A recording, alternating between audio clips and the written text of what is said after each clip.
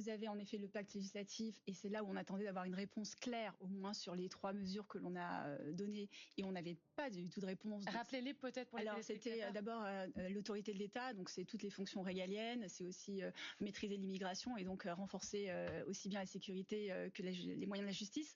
Ensuite, il y avait toute une partie aussi sur l'état économique, avec une réindustrialisation de la France et aussi une politique agricole qui soit volontaire, et avec aussi réduire les importations qui souvent d'ailleurs sont polluantes pour préférer justement du local.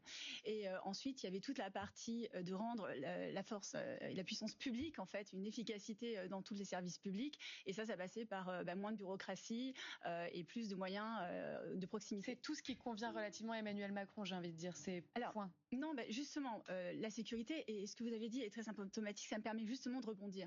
Si le bloc central, on va dire les macronistes, continue de nommer l'insécurité par le sentiment d'insécurité, si on parle de faits divers alors que ce sont des faits de société, si on continue en effet, si la majorité d'Emmanuel Macron continue à utiliser ce vocabulaire et à pas voir la réalité en face, c'est-à-dire qu'il y a une dégradation en effet de la sécurité. Tous les chiffres le montrent. Chaque année, vous avez à peu près 8% grosso modo d'augmentation de l'insécurité. Ça passe 5% d'augmentation d'homicide en plus en 2023.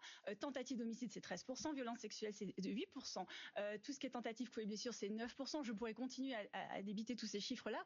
L'antisémitisme au premier trimestre 2024, c'était 300% de plus par rapport au premier trimestre 2023. Donc, par exemple, le camp